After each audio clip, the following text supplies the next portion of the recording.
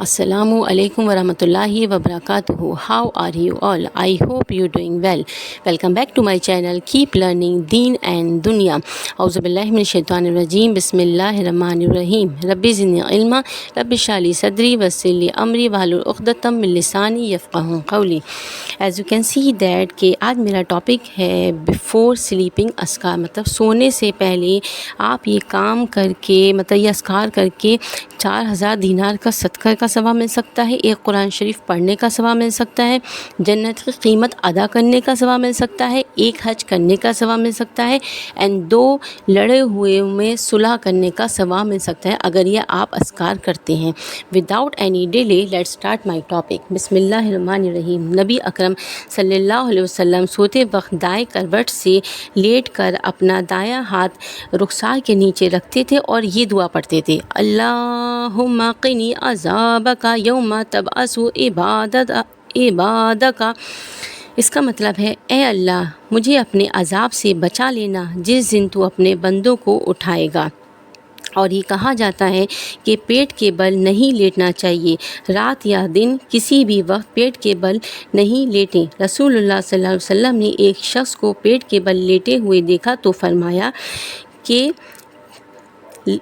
بے شک پیٹ کے بل لیٹنا اللہ کو پسند نہیں، ہمیں ایسا کام نہیں کرنا چاہیے جو اللہ کو پسند نہیں، اور اگر عادت پڑ بھی جائے تو ہم نے اس عادت کو نہیں کرنا ہے۔ کبھی کبھی کیا ہوتا ہے، ایسیڈیٹی ہوتی ہے، پیٹ میں درد ہوتا ہے تو پیٹ کے بل لیٹ جاتے ہیں کہ آرام ملتا ہے، لیکن اس کو بھی ہم نے نہیں کرنا ہے، اس لیے کیونکہ وہ اللہ کو پسند نہیں ہے۔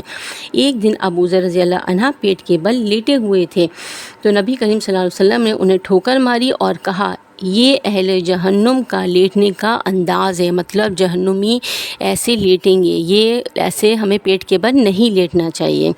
اچھا، سونے سے پہلے کی ایک دعا ہے جو ہمیں ضرور پڑھنا چاہیے، اسپیشلی یہ بولا گیا ہے کہ یہ وہ دعا ہے ہماری، اللہم بسمک اموت و احیا۔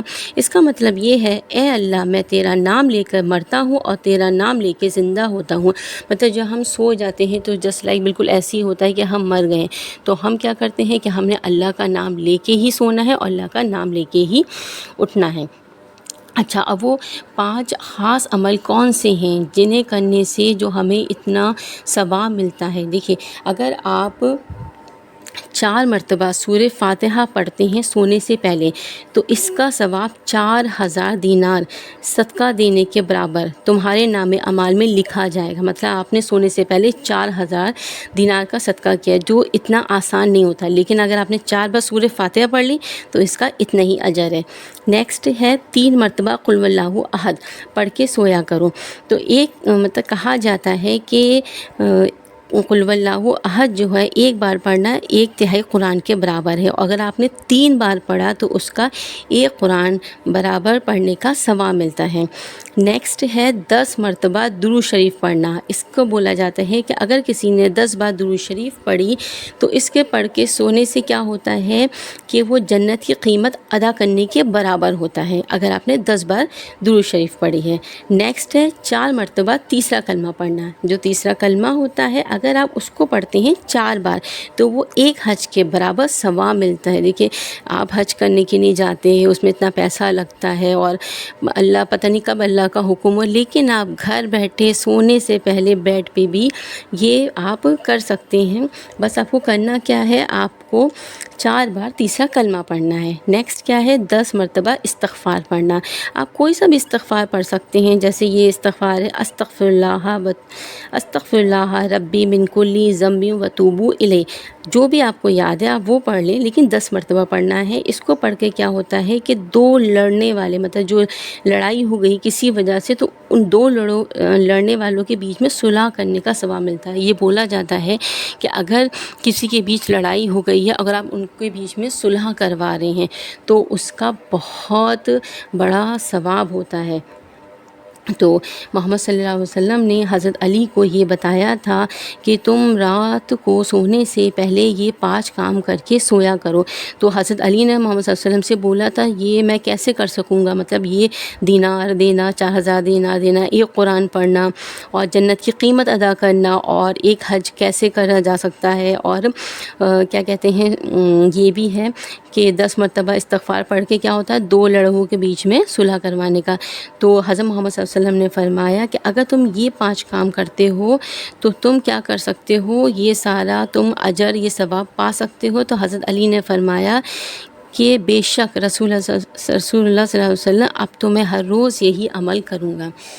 اچھا، اور پھر یہ بھی کہا جاتا ہے کہ اگر آپ 21 مرتبہ بسم اللہ الرحمن الرحیم پڑھتے ہیں تو آپ کیا ہوتا ہے کہ اچانک سے جو موت آ جاتی ہے کہ انسان تیاری نہیں کر پاتا ہے تو اس سے بھی آپ محفوظ رہ سکتے ہیں. اور 3 مرتبہ آیت کرسی پڑھنے سے کیا ہوتا ہے کہ گھر والوں کی اور اہل و عیال کی حفاظت ہو جاتی ہے. اور اس کے بعد حضرت عائشہ رضی اللہ عنہا بتاتی ہیں کہ محمد صلی اللہ علیہ وسلم جب بیڈ پہ آتے تھے تو کیا کرتے تھے، 3 بار قل هو اللہ احد پڑھتے تھے، سورہ اخلاص پڑھتے تھے، اور سورہ فلق اور سورہ ناس پڑھتے تھے. اس کے پڑھنے سے کیا ہو جاتا ہے کہ ہمارا پروٹیکشن ہو جاتا ہے. اور محمد صلی اللہ علیہ وسلم بیڈ پہ بیٹھ کے ہاتھوں کو جوڑ کے یہ بات عمل 3 بار کرتے تھے، اور اپنے ہاتھوں پہ پھونک کے پورے سر سے لے کے پیر تک یہ دم کیا کرتے تھے. اور ایک حدیث میں آتا ہے کہ سورہ آیت کرسی سے بھی ہمارا پروٹیکشن ہوتا ہے. اللہ حافظ.